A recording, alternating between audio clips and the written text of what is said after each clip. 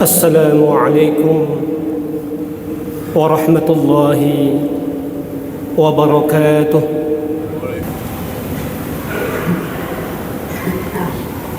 الحمد لله رب العالمين، نحمده ونستعينه ونستغفره، ونعوذ بالله من شرور أنفسنا ومن سيئات أعمالنا. من يهد الله فلا مضل له، ومن يضلل فلا هادي له.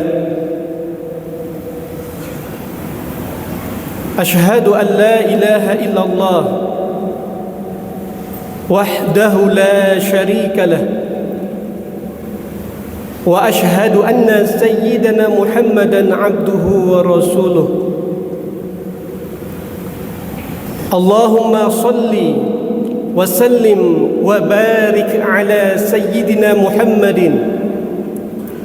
وعلى آله وأصحابه وذرياته والتابعين والتابع التابعين ومن تبعه بإحسان إلى يوم الدين. أما بعد، فيا عباد الله، اتقوا الله حق تقاته ولا تموتن إلا وأنتم مسلمون.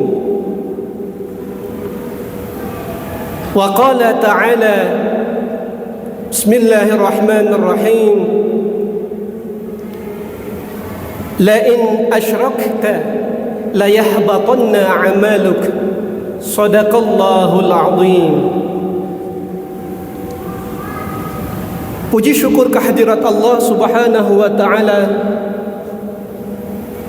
Salawat beserta salam kita sanjung sajikan kepada baginda Rasulullah Nabi Muhammad sallallahu alaihi wasallam. Majlis Jumat rahimakumullah,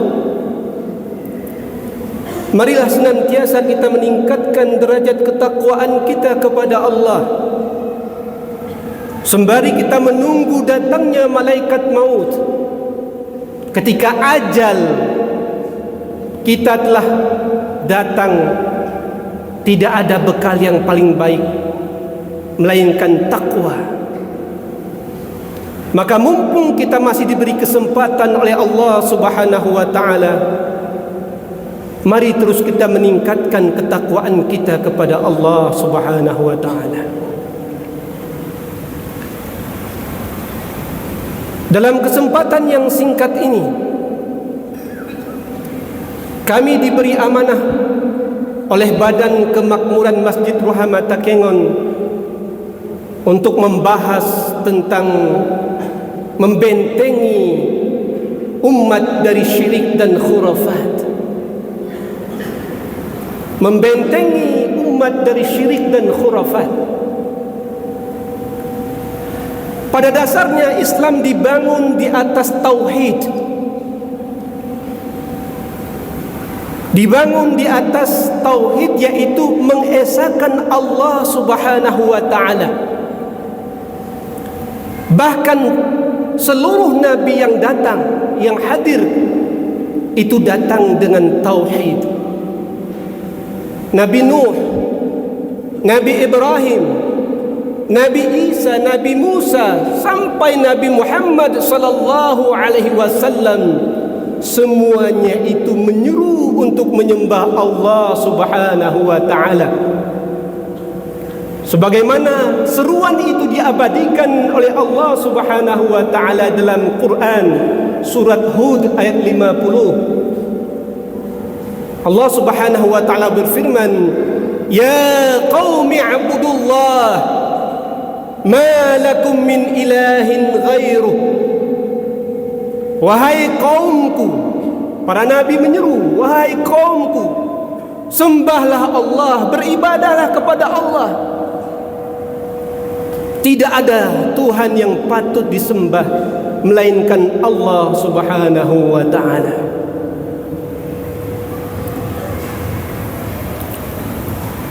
Di tengah kemajuan zaman saat ini, masih ada saja di antara manusia, bahkan di antara orang Islam, dari kaum muslimin, yang berbuat syirik, yang khurafat. Padahal syirik dan khurafat tersebut adalah merupakan hal yang sangat berbahaya. Allah Subhanahu wa taala menyampaikan di dalam surat An-Nisa ayat 48, "Innallaha la yaghfiru ay yushraka bihi wa yaghfiru ma duna dzalika liman yasha." Sesungguhnya Allah Subhanahu wa taala tidak mengampuni orang yang mensyirikatkannya, orang yang menyekutukannya. Bagi siapa tidak akan diampuni oleh Allah, tetapi Allah Subhanahu wa taala untuk dosa-dosa yang lainnya akan diampuni oleh Allah bagi siapa yang dikehendakinya. Wa man yusyrik billah faqad iftara itsman 'azima. Dan barang siapa yang mensyirikatkan Allah, yang menyekutukan Allah, maka sungguh dia telah berbuat dosa besar.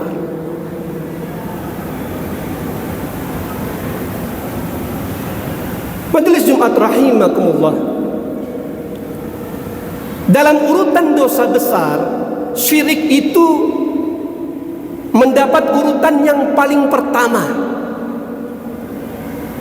Jadi orang yang berbuat syirik, kalau dia meninggal dunia tidak sempat bertaubat kepada Allah, tidak akan diampuni oleh Allah Subhanahu wa taala. Namun apabila dia sebelum datang ajalnya dia berbuat syirik, kemudian dia bertaubat kepada Allah Subhanahu wa taala, maka insyaallah Allah akan mengampuni dosa-dosanya. Syirik itu kita beribadah kepada Allah, kita bersedekah, kita berzakat, kita berhaji, namun disayangkan di sisi lain juga meyakini adanya kekuatan-kekuatan lain yang dapat memberi manfaat, yang dapat menghindarkan madarat bagi diri kita. Maka ini segera kita tinggalkan. Na'udzubillah kalau ada yang sampai meminta kepada kuburan, memohon ke pohon-pohon, memohon ke batu-batuan dan lain sebagainya, mempercayai jimat-jimat, keris-keris dan lain sebagainya, yang sekiranya kita bawa itu dapat melindungi kita. Hati-hati, karena semua amal kita akan sia-sia kalau kita sampai menyekutukan Allah Subhanahu wa taala.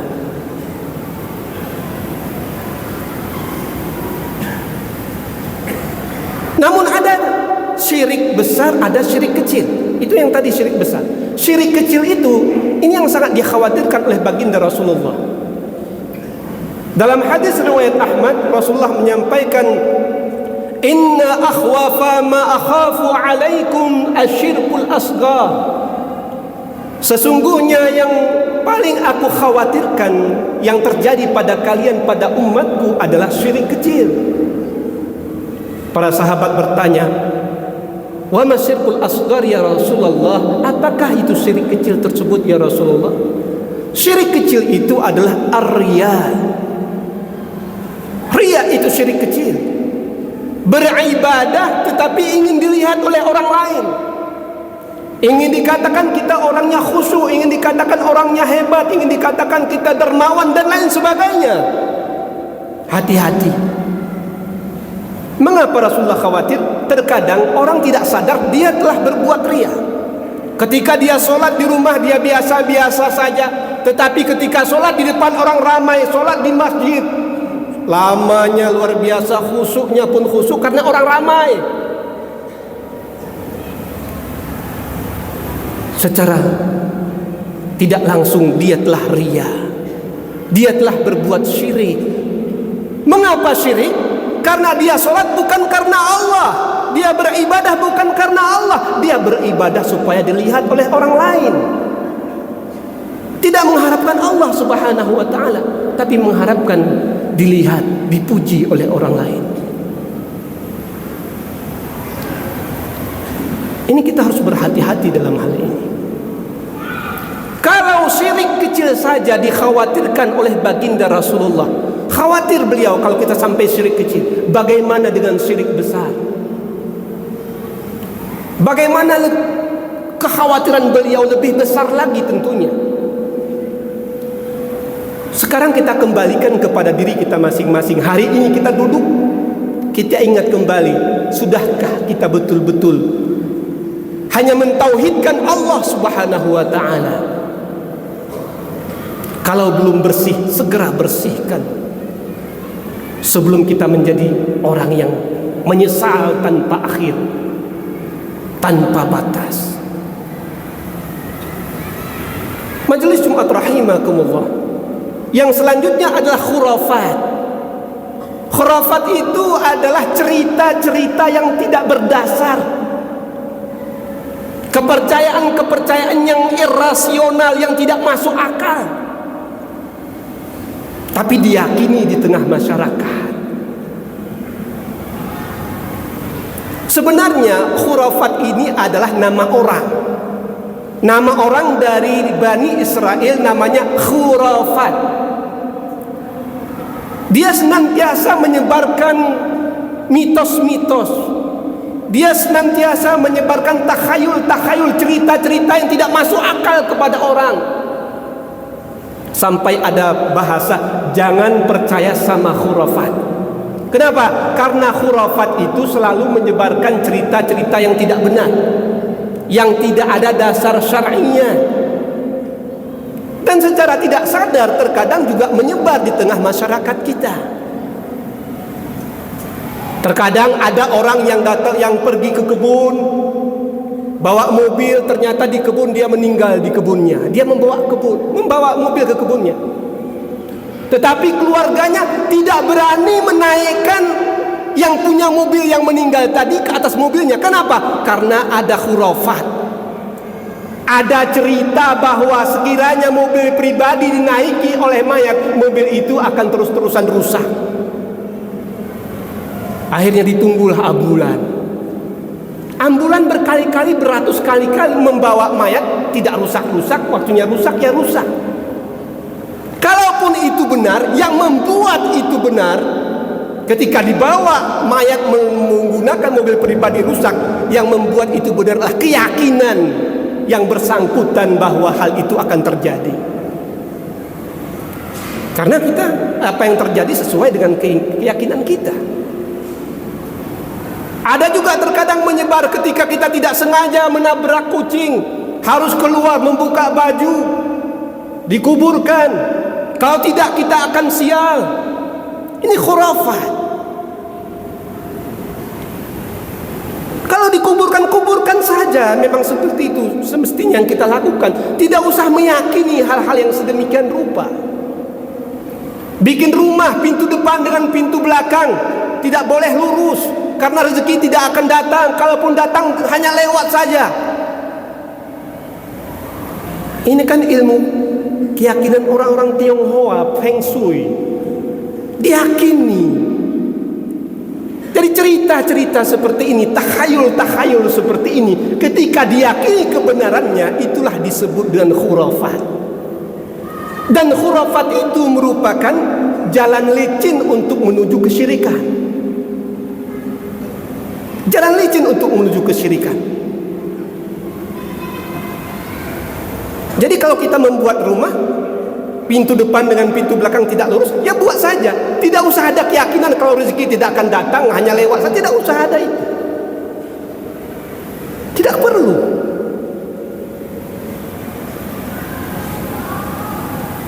Majelis Jumat rahimakumullah, perlu kita bersihkan diri kita dari syirik dan khurafat ini. Terkadang berat. Kenapa? terkadang ada di tengah masyarakat.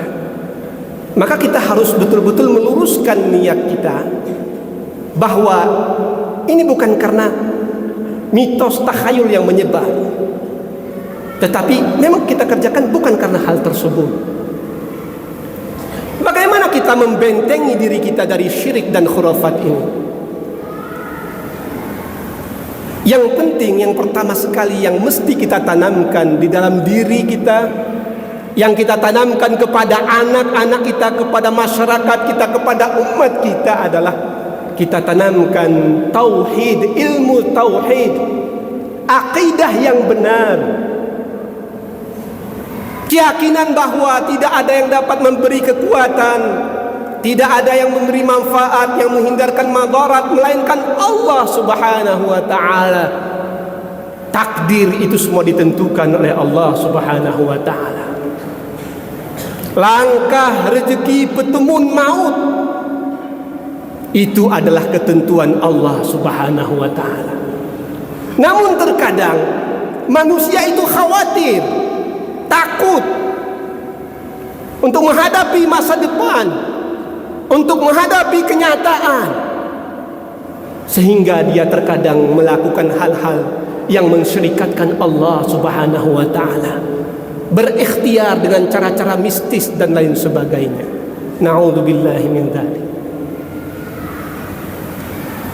Yang selanjutnya, kita juga hendaknya memahami dan memahamkan kepada anak dan keluarga kita, kepada saudara-saudara kita, kepada masyarakat kita, kepada umat kita, bahwa syirik itu akan menghapuskan segala amal perbuatan kita, segala ibadah yang kita kerjakan, sebagaimana yang difirmankan oleh Allah Subhanahu wa ta'ala, la in asyrakta la yahbatanna amaluk.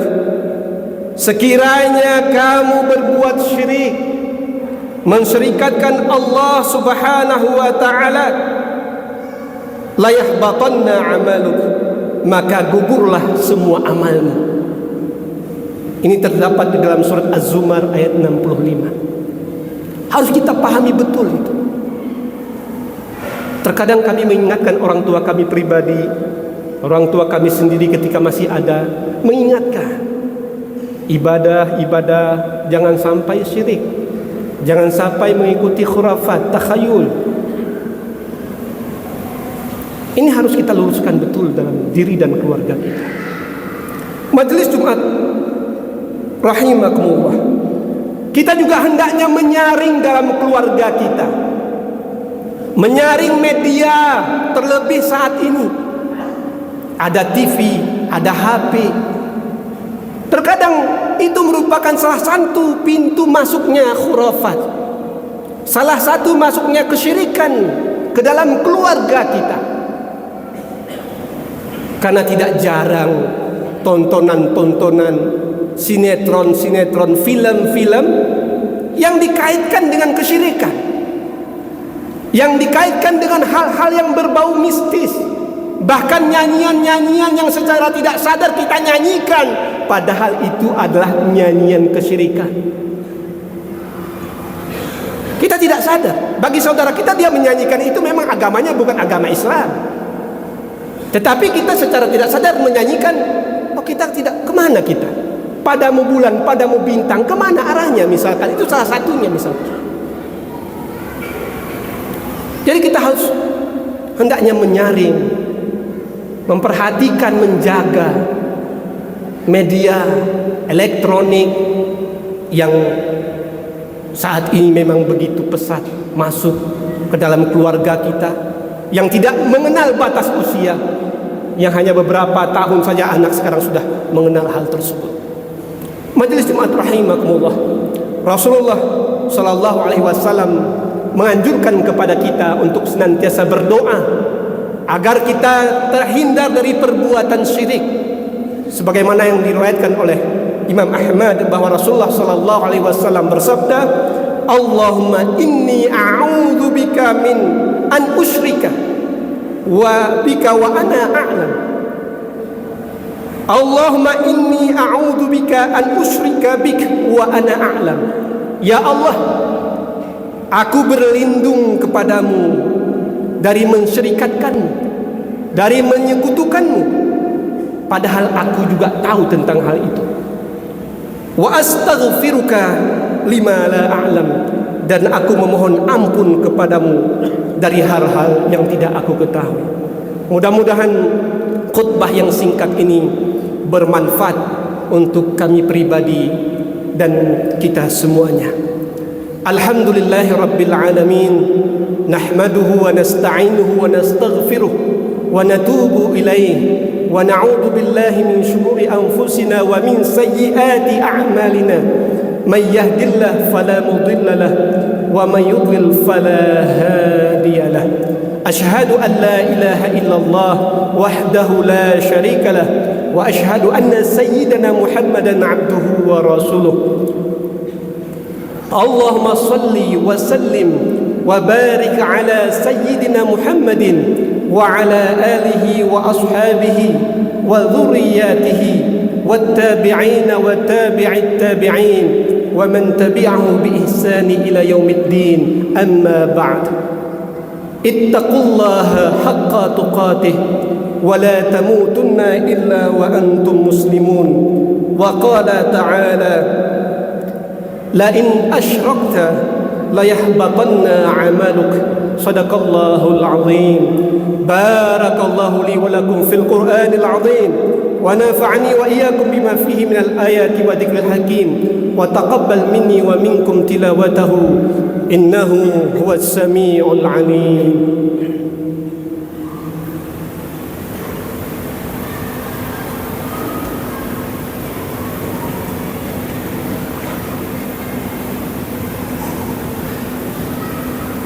Alhamdulillahi rabbil alamin, nahmaduhu wa nasta'inuhu wa nastaghfiruh wa natubu ilayhi wa na'udzu billahi min syururi anfusina wa min sayyiati a'malina.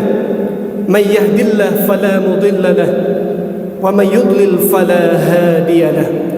Ashhadu an la ilaha illallah wahdahu la syarika lahu wa ashhadu anna sayyidana Muhammadan abduhu wa rasuluh. Allahumma salli wa sallim wa barik ala sayyidina Muhammadin wa ala alihi wa ashabihi ajma'in.